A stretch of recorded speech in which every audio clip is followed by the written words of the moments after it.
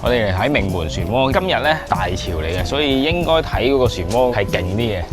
係啦，其實沿路都見到一啲，哇！呢啲咩嚟㗎？呢個就係漩渦嗰度啊！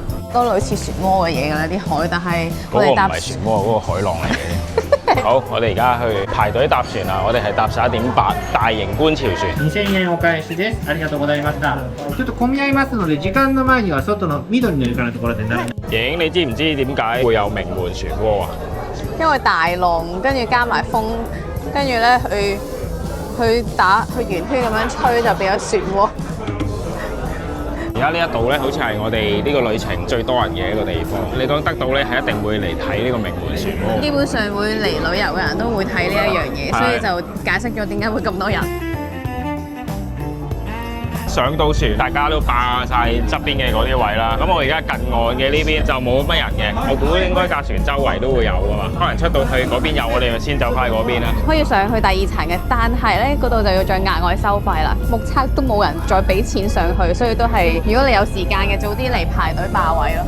應該有嘅，我頭先都見到上面係有人嘅，一個人1000 yen，都幾貴啊，50,000蚊。但係應該上層會睇得清楚啲咯。即係 double 咯個船飛，係。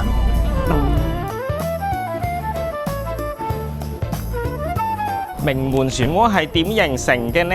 瀨戶內海嘅海水同埋太平洋嗰邊嘅海水呢？因為潮汐變化有時間差，兩邊最高水位出現嘅時間差咗大約6個鐘，所以每日喺特定時段，兩邊海水嘅水位就會一邊高一邊低，高嗰邊嘅海水就會好似水壩泄洪咁，高速湧向低嗰邊，咁樣衝埋一齊，海峽咧中間有個窿窿，咁佢呢度凹咗落去啊嘛。呢個凹咗落去嘅窿窿，日本人有個好形象化嘅叫法，叫做海府，意思即係海底嘅大鐵煲。正因為呢個大鐵煲特別深，海水流經呢度嗰陣，水流會更加集中，流速亦會更快，所以更加容易形成又大又明顯嘅漩渦。不過海府都只係一個助攻，真正令名門漩渦形成嘅主因，都係因為極速水流同周圍流速較慢嘅海水之間有流速差，互相拉扯，先至喺海面上形成一個個世界級嘅大漩渦嘅。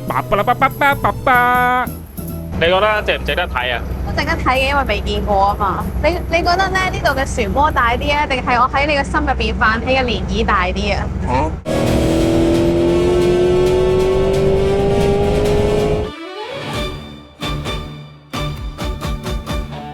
坐完船睇名門漩渦，跟住而家就揸幾分鐘車嚟到呢度渦之道。渦之道係咩呢？就喺條橋嗰度居高臨下去望下邊嘅漩渦啦。所以我都趁11點、12點大潮嗱，臨嚟呢度去睇下啦。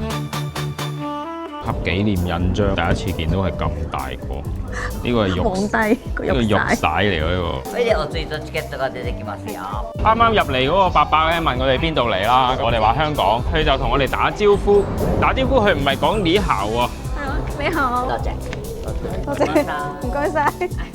而且發音仲好標準添，即刻眼淚水都飆，因為我連喺香港買個麥當勞，店員都走嚟同我講普通話啊！點會估到喺日本德島會有日本人嚟同我講廣東話啫？你知唔知呢種係咩感覺啊？係被重視同尊重嘅感覺啊！真係咁樣，犀利犀利！入到去其實仲要行一大段路先去到最美嘅展望室，不過中途呢段路望出去個海景好開揚，特別係喺出面行到熱熱地，入到嚟呢度海風迎面吹埋嚟，真係好舒服。行下仲會發現地下間中有啲強化玻璃，應該都穩陣嘅，盈盈行過幾轉都冇問題，可以直接望到落下面海面。不過喺呢個位就未必可以咁清楚睇到漩渦住啦。呢度啊，其他呢度下面穿窿喎。想講我行呢個咁驚過頭先行玻璃。哇！超大風，開頭吹又好爽啊，而家真係吹到頭都甩啦。行咗一大段路，終於嚟到渦之道嘅展望室啦。咁呢度咧有幾個呢啲玻璃窗下邊咧，清清楚楚咁可以睇到啲名門漩渦咯。呢度比起頭先搭船出去，雖然冇近距離睇咁震撼，但居高臨下就更加清楚見到兩邊海水交匯嘅奇景。可以睇到一邊係相對平靜，顏色都有少少唔同嘅瀨戶內海，另一邊就係太平洋。兩邊海水一路湧向海峽中間，形成一條好明顯嘅交界線。而漩渦亦都係喺呢一帶形成，所以可以更加清楚睇到成個漩渦嘅形狀。好啦，而家踩住喺我哋腳下嘅咧就係名門嘅漩渦啦。漩渦又有何懼呢？所有嘅漩渦都好似困難咁，俾我踩喺腳下。你都得嘅。本身我哋係想去淡路島嘅，咁但係呢個時間實在太緊迫啦，不如就輕鬆啲去食咗個 lunch 先。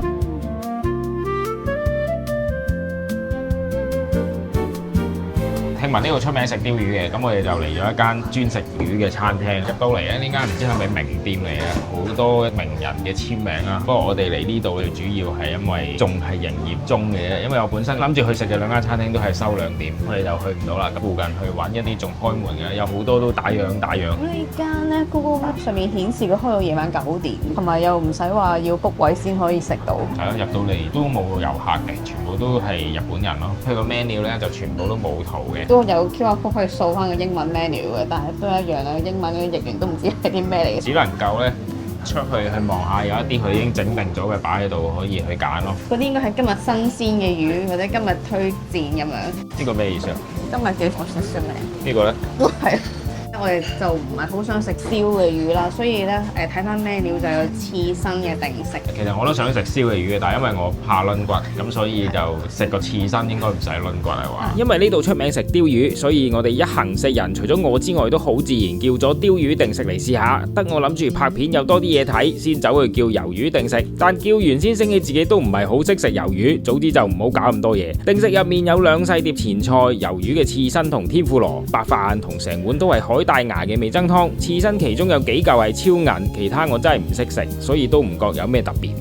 到盈盈個鯛魚定食，餐牌上面一時寫名門鯛，一時寫英鯛，啊好亂啊！究竟係食乜鯛啊？其實全部都係同一種魚，真鯛。名門鯛呢個名係指產地，意思係得到名門海峽捕獲到嘅真鯛。英鯛就係指春季當造嘅真鯛，呢個時候佢哋正值產卵前後，魚身會呈現出好似櫻花咁嘅色，而且肉質亦係全年最肥美鮮甜最好嚼，所以日本人就特別為呢個時節嘅真鯛改咗英鯛呢個充滿季節感嘅名啦。搞清楚食乜鯛就睇下個定食有咩食。首先有天然名門鯛刺身，由於佢哋生活喺水流極之湍急嘅名門海峽，無時無刻都要對抗急流，運動量大，肉質就特別結實，所以食落爽彈又鮮甜。跟住就係名門鯛苦飯，師傅將米高湯同魚肉一鑊熟放入去煮，令每粒飯都索晒鯛魚同高湯嘅鮮味。鋪喺上面嘅鯛魚蒸煮完仲可以 keep 到嫩滑鮮甜，唔柴，仲完全唔腥，係估唔到咁好食。然後個湯係名門鯛魚頭湯，好飲，魚頭啲肉食落去，哇，滑過啫喱黐孖筋。然後比起我個魷魚定食仲多咗嚿橙，你話呢個世界公平咩？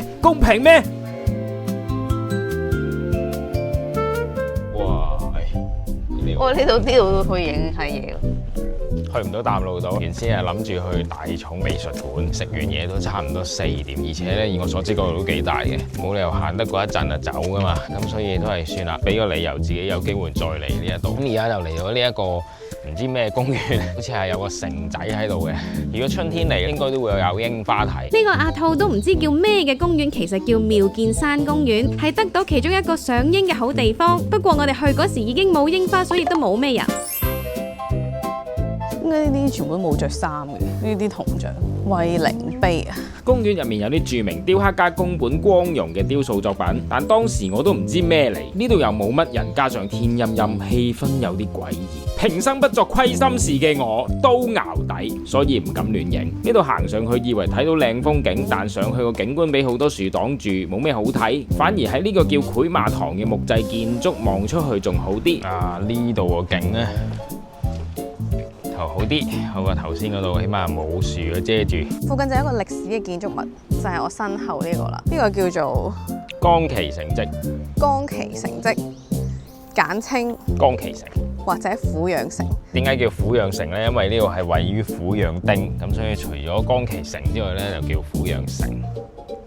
係啦，咁係啲咩嚟嘅呢？簡單啲嚟講呢，就係建於室町時代或者戰國時代嘅一個城咯，跟住咧有好多用處嘅。雖然咧我冇阿兔咁清楚佢歷史，但我知道佢現今有咩用嘅。其實咧呢度都係一個避難所嚟嘅，因為佢個位置比較高啦，所以咧如果啲咩地震啊、海嘯啊，都可以走上嚟呢度避難嘅。咁但係走上嚟避難咧，同個城本身其實係冇關係啊，因為呢度個地勢比較高啦，呢座山咁，所以係可以上嚟避難，同呢個城冇直接關係嘅。咁頭先我想講咧，呢一個城佢係建於戰國時代期間啦，咁但係其實咧原址咧已經唔喺度噶啦，呢個係重建嘅，咁所以咧現存嘅天守係唔關呢一個事嘅，所以點解就算佢保存得咁好，都係冇人就係咁解啊。講真，呢度我就唔係好推薦你嚟噶啦，但我哋嚟咗呢度又幾開心喎。點解？多得呢位非常注重個人衛生喺度舔緊屁眼嘅朋友咯。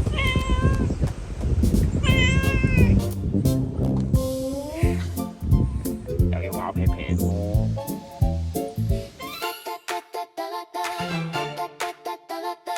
隨便揀咗一間有啲居酒屋嘅嘢食啦，但係又有壽司啊、刺身啊咁樣，又有啲薯條啊、啲雜不啦乜都有。我唔知好唔好食啦，睇啲嘢就唔好期望咁高咯，我覺得。雖然我頭盔又笠到落腳趾尾，叫咗雞翼、餃子呢啲好難會唔好食嘅嘢，冇咩期望之下食落都 OK 嘅，食物同服務都冇咩問題嘅，係普通咗啲咯。我哋都唔係食得好飽，就去續攤啦。街口見到有一間咧食鹽味拉麵，係一啲鯛鹽味拉麵。呢度除咗主打嘅鯛鹽味湯底之外，仲有擔擔麵同櫻花蝦鹽拉麵。鯛鹽味比起成日見到嘅豚骨或者味噌就清淡啲。好多時聽人話日本啲拉麵鹹到要洗腎，咁食呢啲淡麗係嘅拉麵負擔就冇咁大，或者起碼可以洗少一邊腎。湯底飲落去我就食唔出係鯛魚，但比起普通嘅鹽味湯底就多咗種甘甜，而且碗邊仲有啲柚子胡椒同埋德島名產酸骨可以加落去，可以先食一半原味，之後再揸啲酸骨汁混埋柚子胡椒一齊食，就可以試埋另一種層次嘅味道。配料方面，叉燒輕輕隻燒過，蛋冇特別調味，但對我嚟講食天然蛋香仲正，亦好夾個湯。整體嚟講碗麵我覺得都好食嘅，但又未至於去到驚豔。咁啱經過附近嘅話可以試試。下一集將會由海邊走入深山，嚟到寧靜嘅大埔崖峽谷，探索德島嘅另一面。我哋係同你一齊去旅行嘅喵兔自由行，約定你下集見。